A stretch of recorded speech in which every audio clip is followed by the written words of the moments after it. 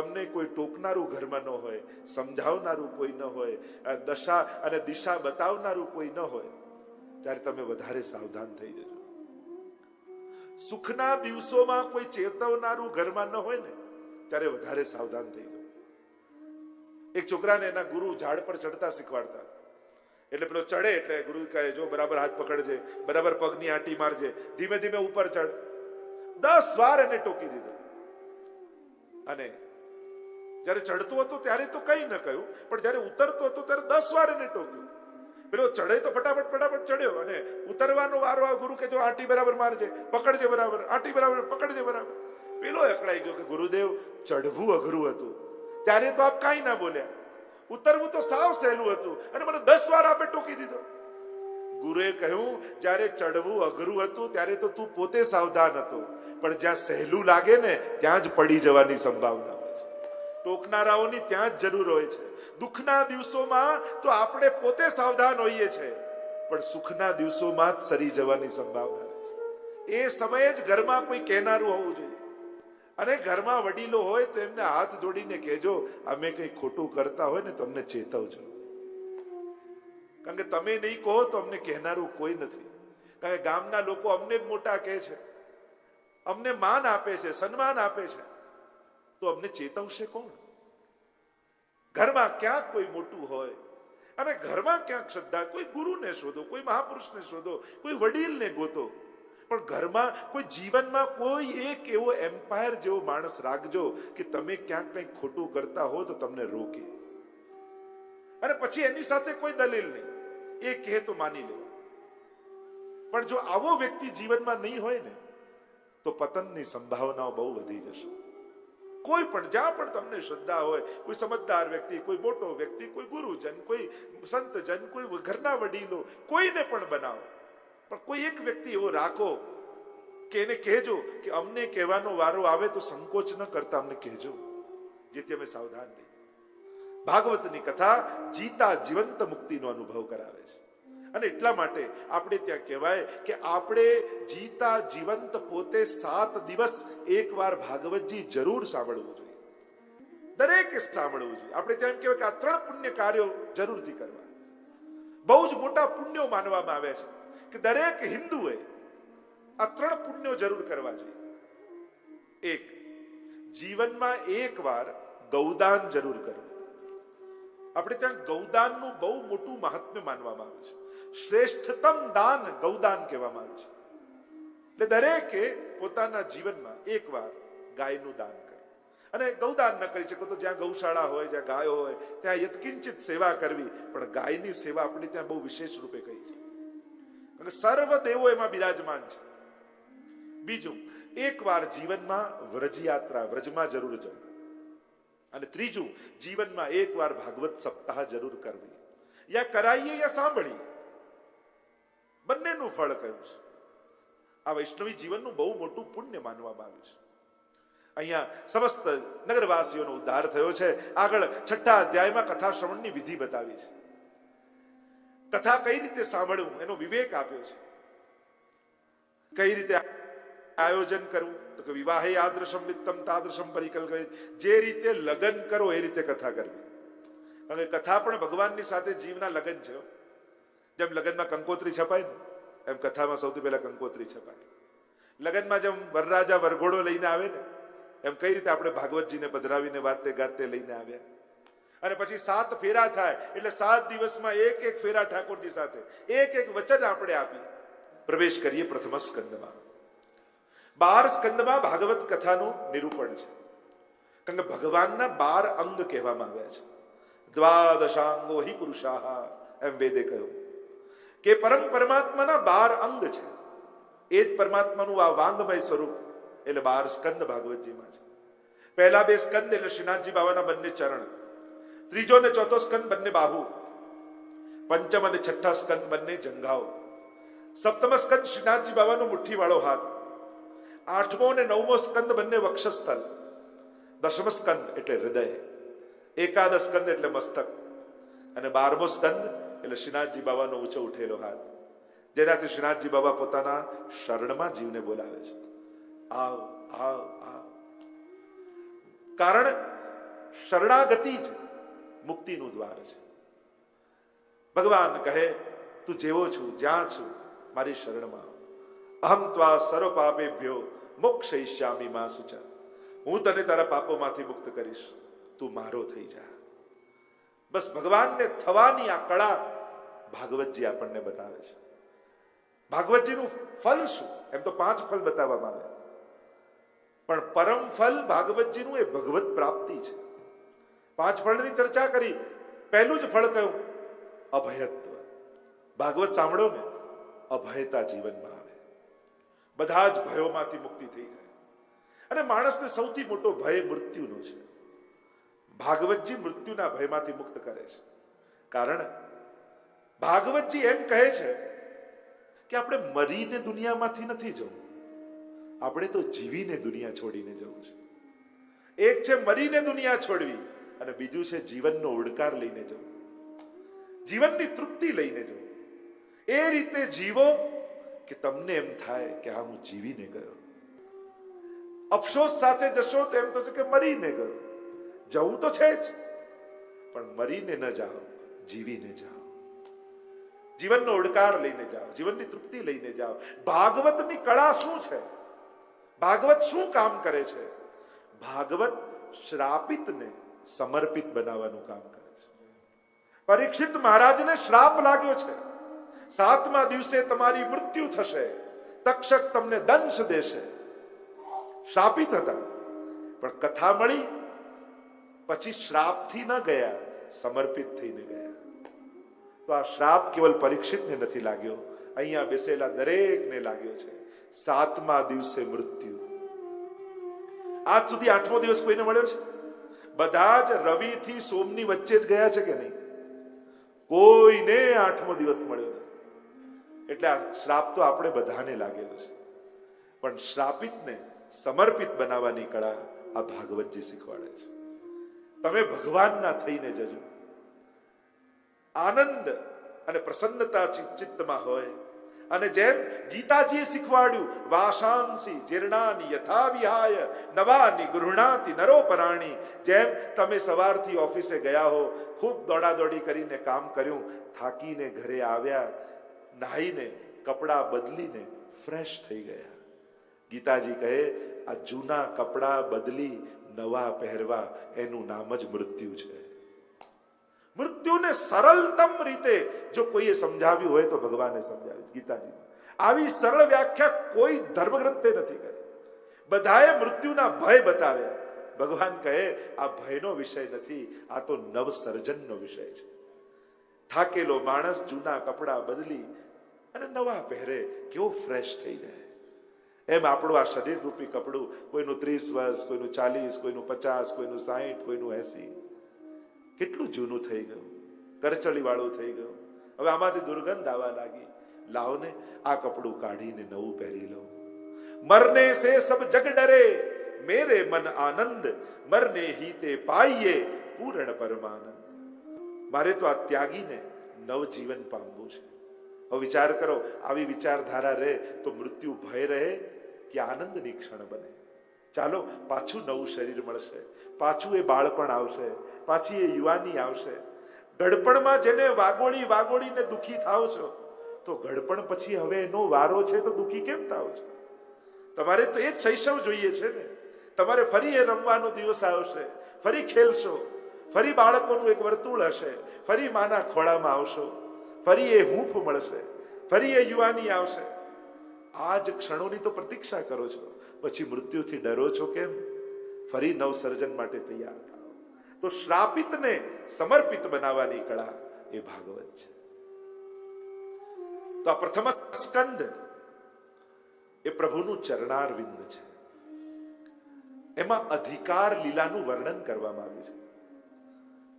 3 પ્રકારના અધિકારીઓની ચર્ચા છે ભાગવતજીમાં. એટલે કે આ ભાગવતજીમાં 3 જણાની વચ્ચેનો ડાયલોગ આવશે. એમાં ઉત્તમ અધિકારી, મધ્યમાધિકારી અને કનિષ્ઠ અધિકારી, વક્તા અને શ્રોતા. આ 3 પ્રકારના વક્તા શ્રોતાઓની ચર્ચા, સંવાદ આવશે. હીનાધિકારી છે સુતજી અને સૌનકજી. મધ્યમાધિકારી છે નારદજી અને વ્યાસજી. અને ઉત્તમાધિકારી છે શુકદેવજી અને પરીક્ષિત મહારાજ. આ ત્રણ જણાની વચ્ચેના સંવાદમાં આખી ભાગવત કથા આવશે. આવો પ્રવેશ કરીએ આ અધિકાર લીલામાં. 19 અધ્યાયમાં આ પ્રથમ સ્કંદનું વર્ણન કરવામાં આવ્યું છે. અધિકાર શબ્દ બહુ મહત્વનો છે. બે રીતે અધિકાર શબ્દનો આપણે વાપરીએ. એક, આના પર મારો અધિકાર છે હકના રૂપમાં, અને બીજો કદાચ આનો અધિકાર નહીં હોય પાત્રતાના રૂપમાં. ભાગવતજીમાં જે અધિકાર શબ્દ છે એ પાત્રતાના રૂપમાં છે. કારણ ભગવાન પાત્ર બનાવ્યા વગર પ્રાપ્તિ કરાવતા નથી, પણ પાત્ર બનવાની પ્રક્રિયા કોઈને ગમતી નથી. એક કુંભાર ક્યાંકથી માટી ખરીદીને લાવ્યો, પગથી કચડવા લાગ્યો, ખૂંદવા લાગ્યો એ માટીને એમ થયું કે મેં કયા પાપ કર્યા છે કે આવા પગમાં રોંધાવું છું. પાણી છાંટીને કૂદતો થાય. એ લઈને પાછા કેટલા ટીપ્યા, એને પોતાના સાધનથી માટીને થાય મેં કયા પાપ કર્યા કે આ બધું ખાવું પડે છે. અને પાછો એનો ગોળો બનાવ્યો, ચાકડા પર ચડાવ્યો, અને ચાકડા પર ચડાવી વચ્ચે હાથ નાખીને થપ્પડો મારતો જાય, ત્યારે માટીને થાય કે મેં કયા અપરાધ કર્યા કે આ થપ્પડો ખાવી પડે છે. અને પાછો ઘડાનો આકાર બન્યો તો ખરા ને, લઈને ઘાસના પૂડાઓની વચ્ચે એને નાખીને સળગાવી દીધો. અગ્નિની જ્વાળાઓમાં બળવા લાગ્યો. એને થયું માટીને કે મેં કયા પાપ કર્યા કે આ બધું મારે અગ્નિમાં બળવું પડે છે. અને બળ્યો ને જ્યાં પાક્યો ત્યાં તો બજારમાં જઈને વેચી આવ્યો.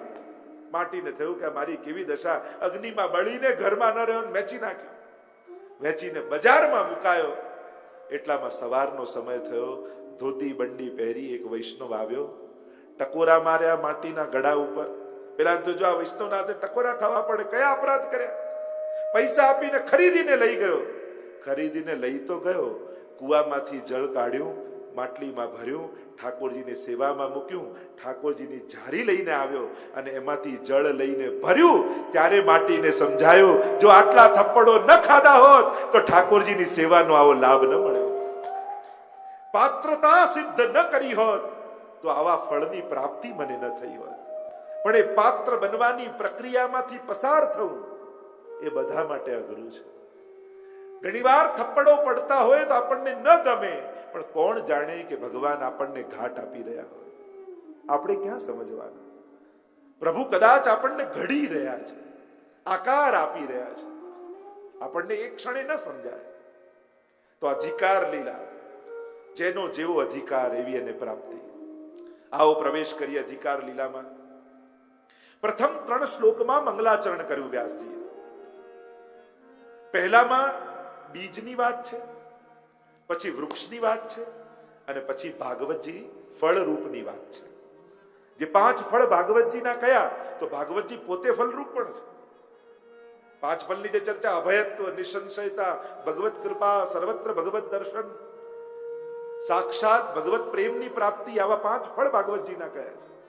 પણ ભગવાન ફળ રૂપ પોતે ભાગવતજી છે. તેવા ફલરૂપની ચર્ચા કરી.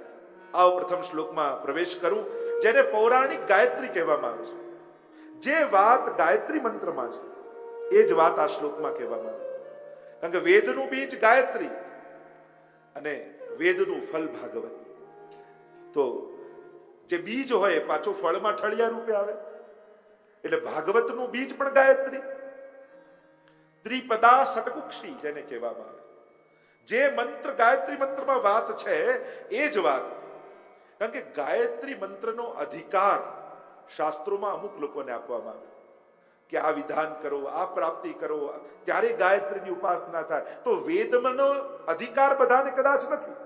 અને એટલા માટે જ ભગવાને પોતે વેદને પંચમ વેદ રૂપે પુરાણો પ્રગટ કર્યા કે જેથી સર્વ અધિકાર સર્વને પ્રાપ્ત થાય. તો એ જ ગાયત્રી મંત્રની વાત અહીંયા કરવા વ્યાસજી બોલ્યા.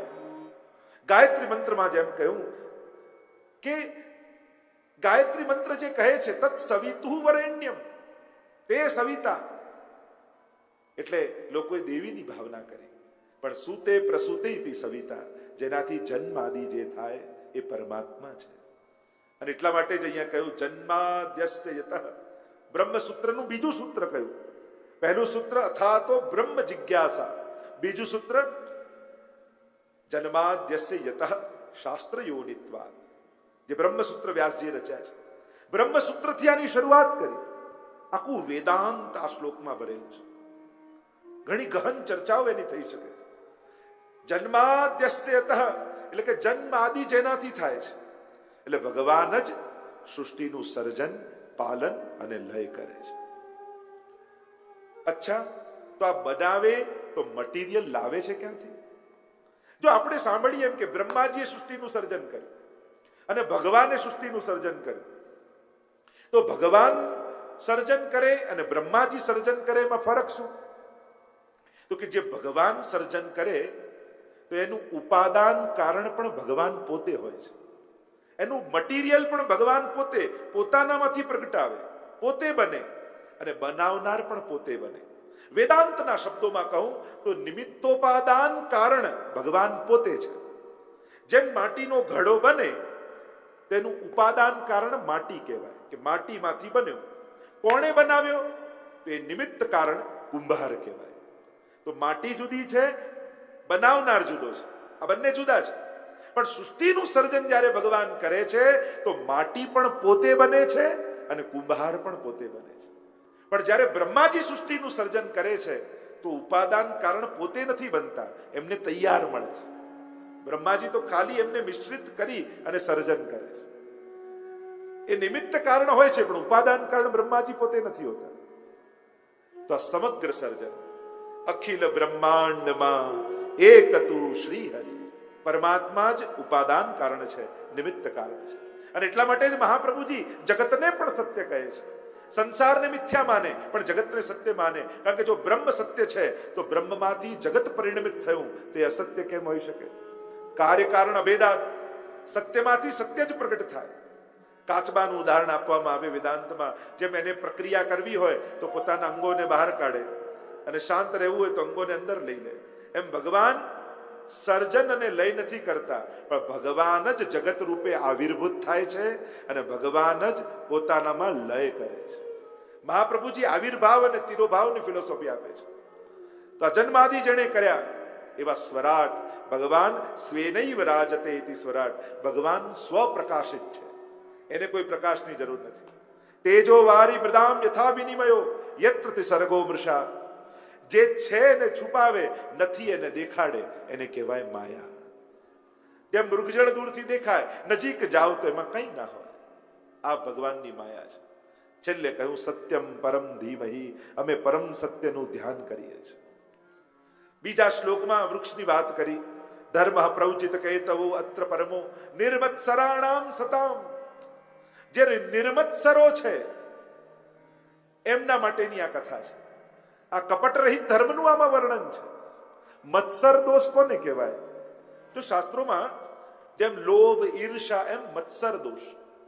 મત્સર કોને કહેવાય? કે બીજાનું સુખ ન જોઈ શકે એને મત્સર દોષ કહેવાય. પોતાને કાંઈ તકલીફ નથી પણ બીજો કેમ સુખી થઈ ગયો, આ દુઃખ. અને આ દુઃખની તકલીફ એ છે કે એ પાછળ દુઃખ સાધારણ લોકોમાં નથી હોતો, સુખી લોકોમાં જ વધારે હોય છે. પેલું એડવર્ટાઇઝમાં કહે ને કે મેરે કરતે ઇનકી કમીજ સફેદ જ્યાદા ક્યું. આ મારા કરતા સુખી કેમ? આ જે દુઃખ, મત્સર દુઃખ. મચ્છર હોય ને બહારથી કરડે અને મત્સર હોય ને અંદરથી કરડે. પેલો બહારથી કરડે માણસ બીમાર પડે, ના અંદરથી કરડ્યા કરે. તો આ મત્સર જે સમાપ્ત કરે છે એવી આ કથા. કપટ શું છે ભક્તિમાં? ભગવાન પાસે જઈને પણ ભગવાન ન માંગવા, એ જ કાપટ્ય છે.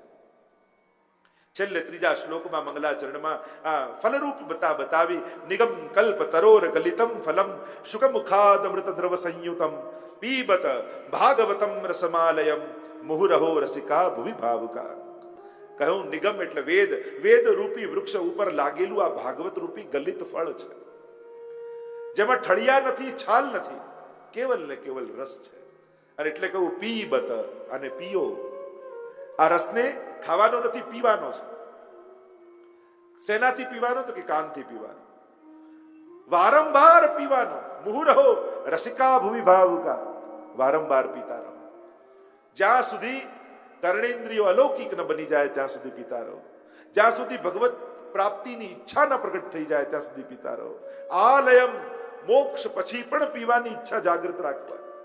એવું ભગવાનનું કથામૃત. કમ સુખમ સ્થાપયતિ ઇતિ કથા. કથા કહેવાય કોને? કે જે આપણને નિત્ય સુખમાં સ્થાપી દે એનું નામ કથા. એવા ફળરૂપ ભાગવતજીની ચર્ચા કરી.